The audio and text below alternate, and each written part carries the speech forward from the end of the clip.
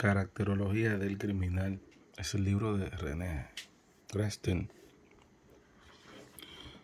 Hablaremos del examen psicológico y cuál es la percepción de este examen médico psicológico de el gran autor francés. El nuevo Código Penal francés prevé un examen médico psicológico obligatorio para los crímenes y potestativo para los delitos. Esta nueva disposición es extremadamente importante, pero plantea algunas cuestiones. ¿A quién van a ser confiados estos exámenes médicos psicológicos y cómo se van a practicar? Claramente se ve cuánto le urge a la criminología clínica disponer de una tipología y de unos especialistas formados y adestrados en la práctica de la psicología criminal. También se concibe la necesidad absoluta de distinguir con toda precisión el examen médico psicológico del dictamen pericial psiquiátrico, tal como actualmente está en vigor. Digamos sin rodeos que el dictamen pericial psiquiátrico es una operación desprovista de sentido y de interés y que no aporta ninguna luz sobre la personalidad de los delincuentes. Una de dos: o bien el acusado presenta señales manifiestas de alineación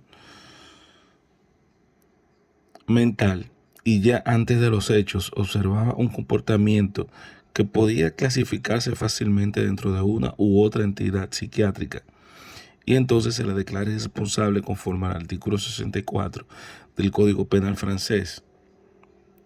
Este caso es rarísimo. Bien, el acusado no presenta síntoma alguno de enfermedad mental, es decir, no es ni un esquizofrénico, ni un maniático, ni un delirante. Y entonces se le declara responsable. Además, en la mayor parte de las veces, los dictámenes que se hacen después del peritaje psiquiátrico son contradictorios. El perito describe unos modos de comportamiento insólito, subrayado. Por ejemplo, que tal hecho presenta todas las características del crimen de un demente, pero unas páginas más adelante concluye diciendo que el acusado es responsable. En otros casos se reconoce el reo en la enfermería de la prisión. El examen dura poco más o menos 20 minutos y el perito acaba dictaminando la responsabilidad plena del acusado. Es evidente que la aprehensión de la personalidad de un delincuente a través de la óptica psiquiátrica llevada a cabo por un médico alienista resulta insuficiente, no aporta al tribunal más que una información deficiente. Al plantear de golpe el problema en el terreno psiquiátrico, lo falsea, no explica ni la etiología criminal ni la dinámica criminal. Digamos, no obstante, en descargo de los psiquiatras, para los cuales estos asuntos no son más que frecuentes casos de incidentes ante los tribunales, que ellos se limitan a cumplir la misión que les ha confiado el magistrado instructor del proceso y que, al carecer de toda formación psicológica, se ven obligados a defenderse desde el terreno psiquiátrico. La nueva disposición del Código Penal francés es acertada, pero resta saber cómo y por quién serán practicados los reconocimientos médicos psicológicos. Sería deseable que tales reconocimientos pudieran efectuarse no en la prisión, sino en un centro especializado dotado de un calificado equipo de especialistas. En el procedimiento legal actual, según los términos del artículo 64 del Código Penal francés, no hay crimen ni delito si el acusado, en el momento de cometer el acto, se hallaba en estado de demencia o si fue impulsado por una fuerza a la que no pudo resistir. A partir de 1905, la circular de Chaumier, se introdujo la noción de responsabilidad atenuada. Ahora bien, ¿en qué indicios ha de basarse el perito para sacar la conclusión de una disminución de la responsabilidad? En la práctica, los criterios más frecuentes son las taras hereditarias, las malas condiciones de educación o del mal ambiente familiar, el alcoholismo de los padres, las enfermedades congénitas o de la primera infancia, la epilepsia, los trastornos de la emotividad, la debilidad mental, etc.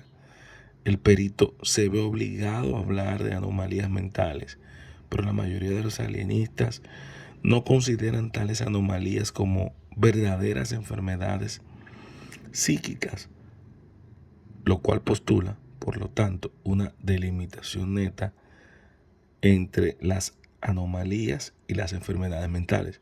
Sin embargo, algunos psiquiatras más objetivos subrayan que los síntomas de enfermedad mental solamente constituyen, en la mayoría de los casos, una exageración o una desviación de la psicología normal, y que las diferencias por lo general no son más que de grado, ya no de naturaleza. No obstante esta advertencia, a pesar de la incontestable oposición que existe entre las dos teorías psiquiátricas que acabamos de mencionar, y a pesar también de la insuficiencia de los exámenes mentales que se realizan en las cárceles todos los días, hay individuos a los que se declara responsables, o por lo menos cuando existen demasiadas anomalías en su conducta, se les considera con una responsabilidad más o menos atenuada. Ciertos alienistas, al comprobar que muchas veces los reincidentes son individuos cuya responsabilidad fue declarada atenuada desde el punto de vista médico, estiman que tal atenuación es como un incitante a la reincidencia. Sería más clínico observar que estos reincidentes presentan una constitución tal que es muy difícil insertarlos normalmente dentro de la colectividad. La mayor parte de las veces se trata de individuos sin profesión determinada, que al principio fueron castigados por pequeños robos, pero que al prohibírseles la estancia en el único lugar donde serían capaces de encontrar trabajo, se ven empujados de un modo casi inevitable a la reincidencia. Por lo tanto, el concepto de responsabilidad está revolucionando. Conviene pues precisar mejor sobre qué bases debe fundarse una concepción más clínica de la responsabilidad. Sin duda alguna, la responsabilidad es, ante todo, una cuestión de libertad individual y por lo tanto de elección. En consecuencia, la noción de responsabilidad tiene que ser conservada, por lo menos teóricamente. De hecho, hemos visto que el carácter no estaba determinado, sino condicionado, y que únicamente se pudo concebir la libertad individual dentro de los límites de los factores congénitos, de educación y ambientales. Entre todos los elementos que condicionan la libertad de un hombre, hay unos que dependen de él y otros que escapan de su libre albedrío. Por consiguiente, determinar exactamente el grado de libertad individual es una operación que se puede concebir de un modo ideal, pero que en la práctica es muy difícil de realizar. De René Resten,